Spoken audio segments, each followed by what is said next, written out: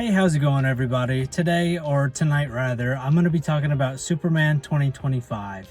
If you've seen any of my videos before, you know that this is a completely different setup than what I normally do. Normally, I film my videos on a green screen. That is not the case for now. I'm going to be filming in my car. Too tired, too whatever. There's a whole lot going on. I can't film on my actual setup right now.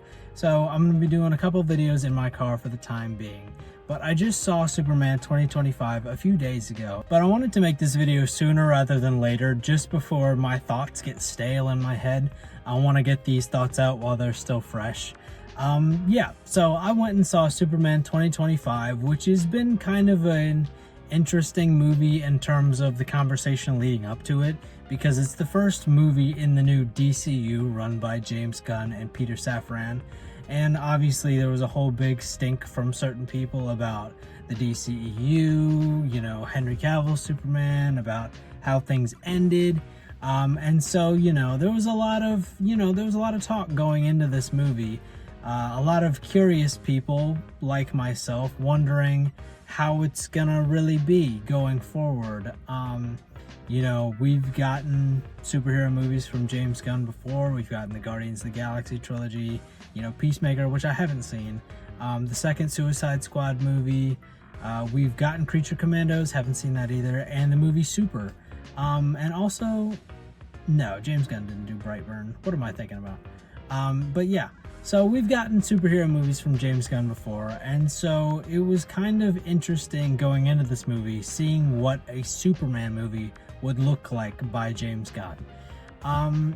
Everything leading up to this movie had me kind of optimistic. Not even kind of, it had me optimistic. It had me excited for this movie. A few months ago, maybe 4 or 5 months ago, I made the prediction that this movie would be the biggest movie of the year.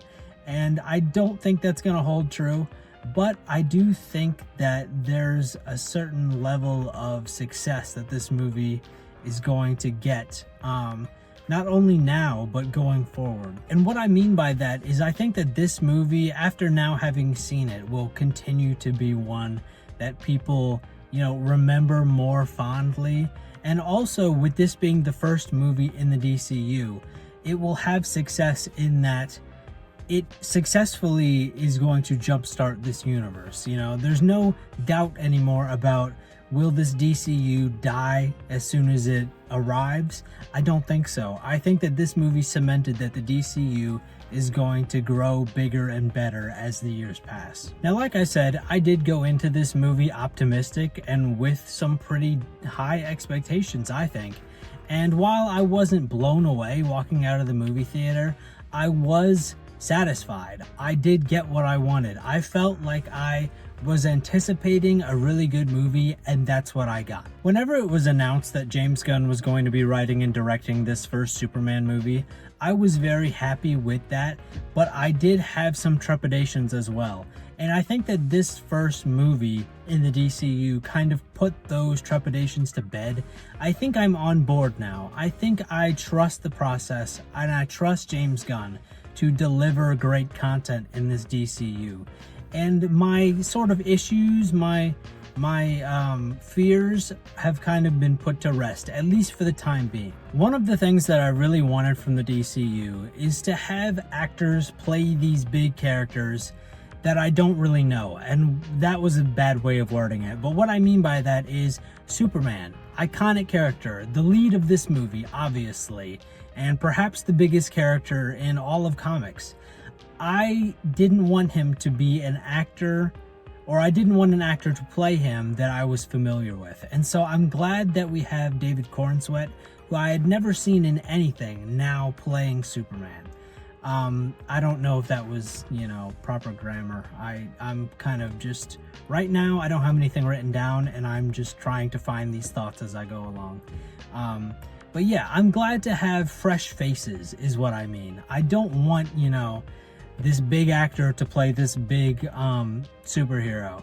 Like, I want my Superman to be Superman. I don't want to be thinking, oh, that's this person. I want to think that's Superman. And I don't know who they're going to cast as Batman. in the future, but I kind of want it to be the same. I don't want to be familiar with that actor, or at least I don't want to be very familiar with that actor. And so I'm glad that in this Superman movie, we have a Superman that I can purely just see as Superman because I don't know the actor. And we have a Lois Lane who I can just see as Lois Lane because I wasn't familiar with the actress. And now there are some exceptions in this movie. I did know some of the actors and actresses from other things who play the other characters throughout the movie. And not all of them need to be, you know, people I don't know. So I was okay with those other castings for the people that I was familiar with. You know, those didn't bother me. I thought the cast of this movie did a great job. I saw some good performances in this movie. And overall, I just think that this was a very lighthearted and fun movie, or at least that was the feeling you got going into it, that it was going to be more fun and more lighthearted than the stories we got with Superman in the DCEU. And I do think that that ended up being true, that this movie was more fun and more lighthearted, but there were some serious, you know, undertones, serious analogies, serious moments in this movie. It wasn't all sunshine and rainbows. There were some dark moments in this, but I do like that we got that Boy Scout feeling for Superman. This, you know, feeling of him just being pure on the inside. I think that the difference between David Cornsweet's Superman and James Gunn's Superman, you know, versus Zack Snyder and Henry Cavill's, is that, yeah, the Superman just feels more like how he did in, you know, the classic comics or in like the animated series. And I just like that. I miss that. And I don't dislike Henry Cavill's Superman. I really like Man of Steel. And I think Henry Cavill's Superman was good. But I do just, I do just enjoy classic Superman more. I thought that Superman 2025 was a whole lot of fun.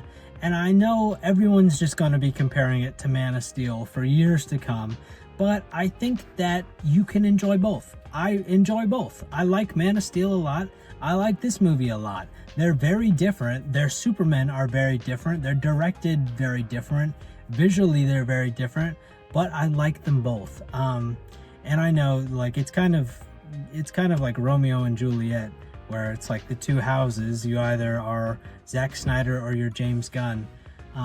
But I think that you can enjoy this movie while being a fan of Man of Steel. I don't think you have to choose one or the other. I'm not going to get into any plot specifics. Number one, because I don't have the time, but also because it's still in theaters. But what I will say is that I really enjoyed this movie. If you're a fan of, you know, comic books, if you're a fan of comic book adaptations, if you're a Superman fan, a superhero fan, whatever, you know, if you're just a fan of a good time in the movie theater, I would recommend watching this movie. I thought it was really good. And as I speak about it, I kind of want to watch it again. But yeah, that's really all I've got to say about Superman 2025. Not really, but that's all I can think of right now because I was completely unprepared for this video. I just wanted to get it out, get my thoughts out while they were, you know, still mostly around. But yeah, I know it's been a while since I posted. Hopefully I will be able to be a little bit more consistent. Making these videos in the car, who knows? But I'm going to give it my best shot, I guess. Oh, you can see Margaret's first appearance on the channel. But yeah, if you want to help me out here on YouTube, liking this video, commenting on this video, subscribing to the channel, or checking out some of my other videos, all those things help me grow the YouTube channel. I did make a review of Man of Steel like a year ago, maybe a little over a year ago. I still got to go through and finish the DCEU movies because I haven't even seen them all. But anyway, that aside, thanks for sticking around if you stuck around this long. Yeah, so until next time, whatever that will be.